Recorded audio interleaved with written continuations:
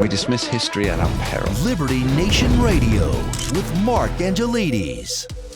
And we're back on Liberty Nation Radio, heard coast to coast on the Radio America Network. I remain your host, Mark Angelides, and we continue to be joined by long-time host of this here radio show, Mr. Tim Donner. Tim, thanks for sticking with us.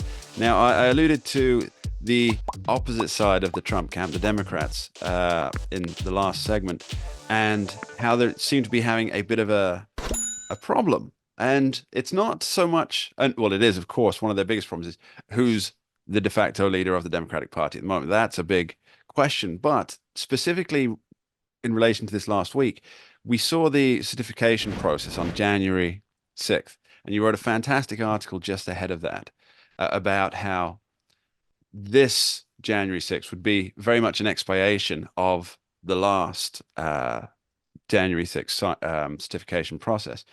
And so I found it fascinating because I watched the whole thing. It was very swift. There was no particular outbreaks. There were some cheers and applause here and there. And there was a very much a grinning J.D. Vance sat in the front row in the joint session. But there was a narrative being built there, as far as I could tell. And it was a Democrat narrative that was being built.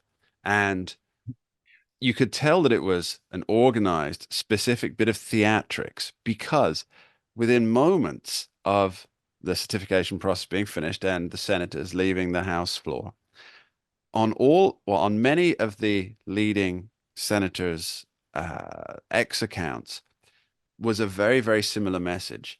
We oversaw a peaceful transfer of power, not like Donald Trump, blah, blah, blah.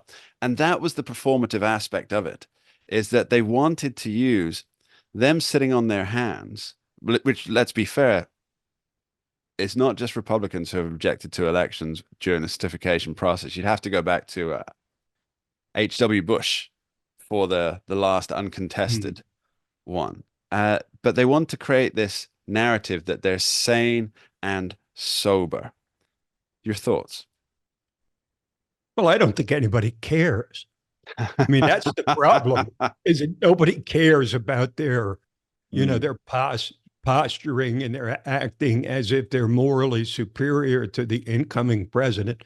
Nobody cares. If they really cared so much, Donald Trump wouldn't have swept every swing state and won the popular vote and won a bigger electoral college victory than he did 8 years ago. And so, that ship sailed a long time ago, the idea of trying to present themselves as being morally superior. Nobody cares that Kamala Harris followed form and gavelled in certification. So just a quick note there. Sorry. So there's a 2022 bill that essentially removed her ability as president of the Senate to even do anything about that particular thing. So she was really just there to rubber a stamp. There was nothing that she could do, even if she wanted to, because of legislation passed by the Democrats. I'll tell you what, if trying to act like they simply executed a routine process on the day of presidential certification is the best they can do, then they're really in trouble. Because again, nobody's hardly paying attention, and nobody's sitting there saying, gee, I shouldn't have voted for Trump because these people really are morally superior to Trump. I think it's just, that train left the station a long time ago. And, this is what you get from a leaderless, rudderless party trying to figure out where they're going to go from here. Well, that's the question, isn't it? There is definitely a lack of leadership. There's no captain to I believe it's Tucker Carlson's book, was it the Ship of Fools? I think it was. It was a great front cover on it. It was very entertaining. But now that certification is done, the inauguration is just days away. Who's the effective opposition? Now, obviously, there's the party writ large, and there's the activists here and there. But who's setting out the political compass for the Democratic Party? Well, I think this situation is somewhat similar to where the Republicans were 12 years ago after Mitt Romney had been beaten decisively in a near landslide by Barack Obama. He went away. Nobody wanted him back. And his running mate, Paul Ryan, was still in Congress and was not considered presidential timber per se. And so they had to figure it out. And I don't know what they would have done if Donald Trump didn't come along and, upturn the whole Republican Party and eventually turn it into his own personal fiefdom, which is basically what he's done. Now, for the Democrats now, I mean, there is no real leader because Joe Biden is not in a position really to do anything in his post-presidency because he can barely get through the day. As we know, they don't schedule any appointments for him after, I believe, 4 p.m.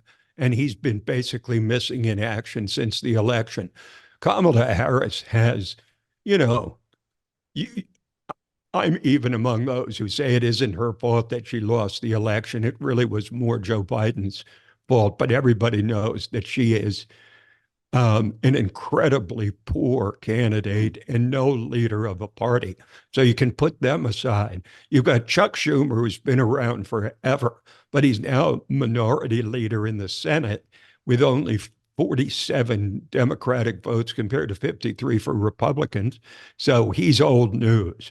Now, you do have Hakeem Jeffries, who has been quite effective as a leader of Democrats in the House.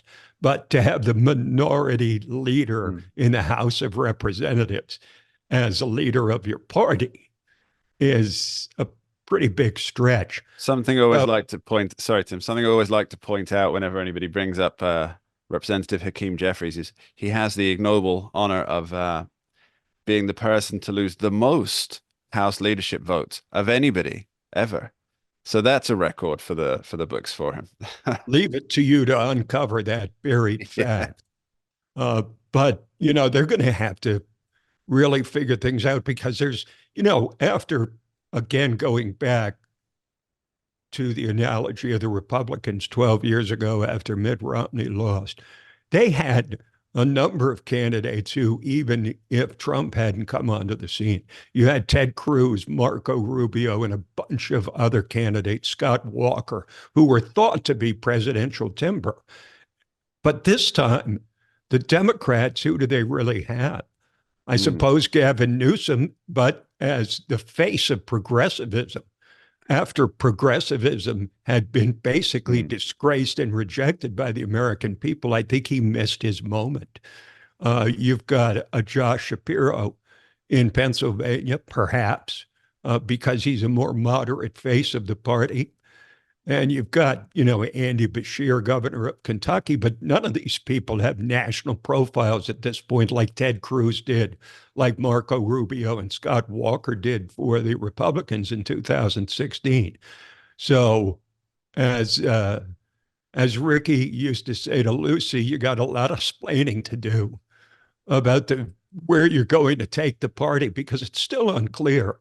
And I see them as being incredibly disorganized. But I think the first step back for them is to throw everything into trying to take back the House in 2026, which I think is a realistic possibility. They have a tiny deficit.